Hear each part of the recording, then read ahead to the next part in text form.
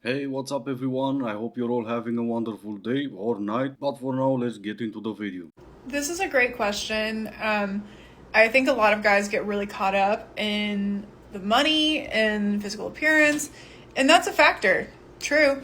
But when I'm talking about a good man versus a mediocre or a bad man, what I'm talking about is character.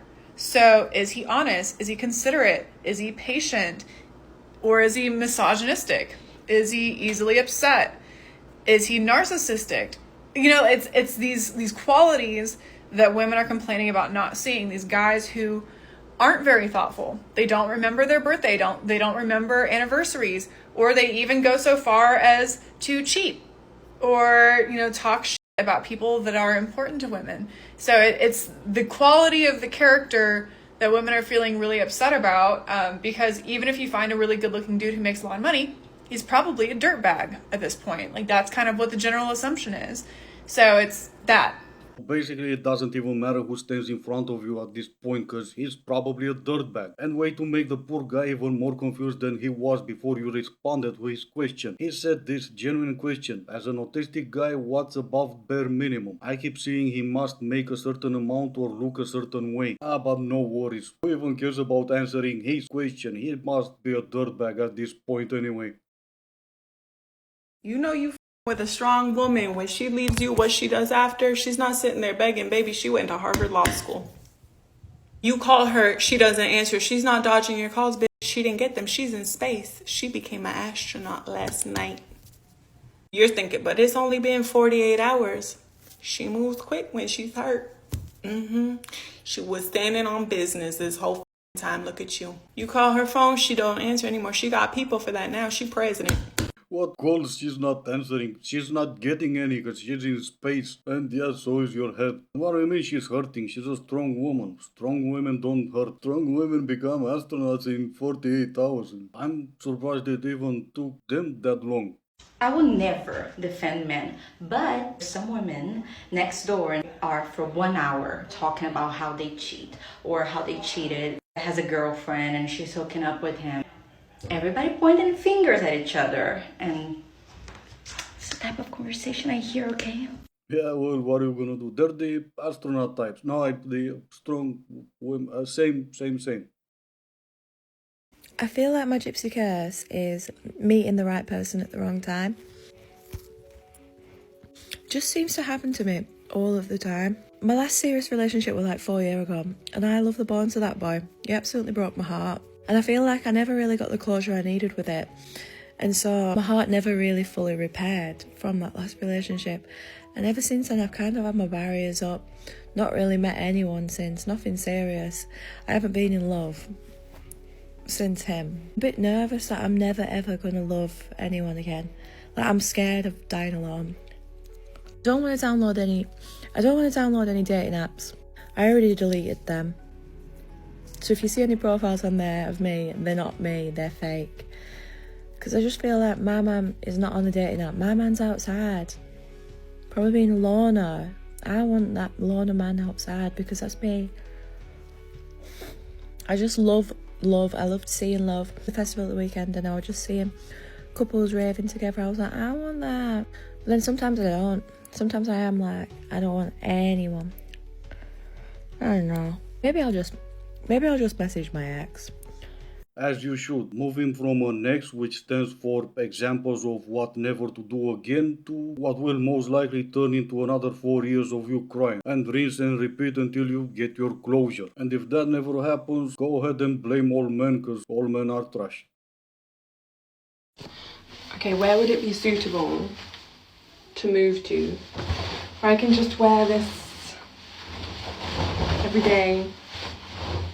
In the kitchen. Yeah, I know. Go ahead and let me have it in the comments. Okay, this might be a hot take, but coming from someone that's 31 and single and posts a lot about spending time alone, I think that spending time alone is just as or more important when you're in a relationship as it is when you're single. One of my most viral videos is a video of me spending the morning alone and saying something like, don't let having nobody to go with stop you from doing what you want. And it was a morning in the life, getting a matcha, going for a walk, going swimming. I was in a relationship when I posted that video.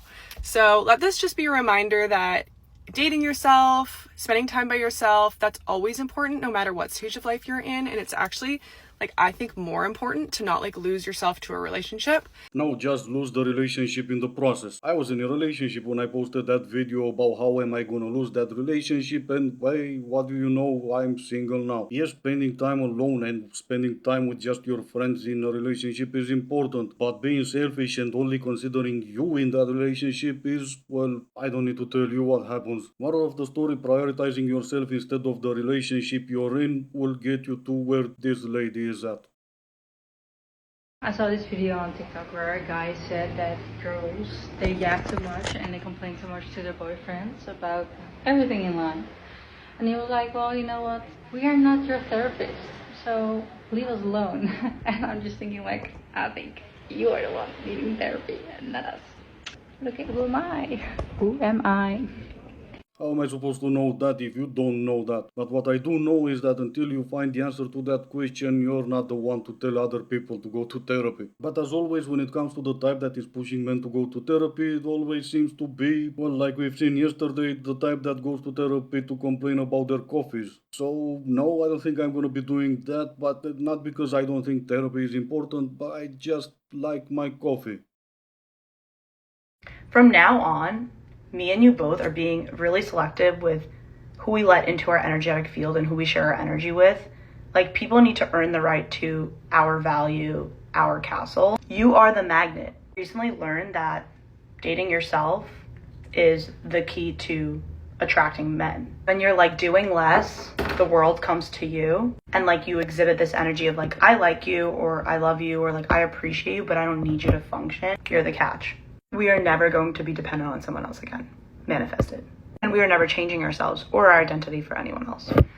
But you do expect anyone else, and by that I mean men, to change in order to accommodate you. Yeah, best of luck to you with that. But I always love hearing from now on. From now on, I have my worth and my standards and my boundaries and blah blah blah. Well, unfortunately for you, most men are looking for someone who always had that mindset. I used to giving it for free behind the dumpsters to every guy that bought me a drink, but now I'm gonna make you feel special by having you wait. Cause from now on, I'm not doing that anymore. Well, tough luck, or should I say, best of luck to you with that.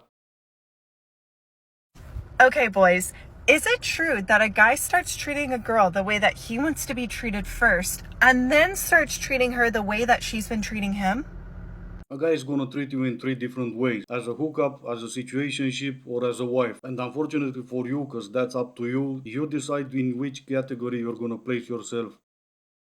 My personal form of feminism is that I will not date a man that I am not fully attracted to. And let me tell you why. Number one, men never extend that courtesy to women. And I do not contribute to systems that I think are unjust. But more than that, I wouldn't want to date someone I wasn't 100% attracted to simply because I would never want to date somebody who felt that way about me. It makes me sick to think about dating someone who's like, yeah, I love Chrissy. She's so fun. She's such a good hang. But like, ugh, can't get there physically, you know?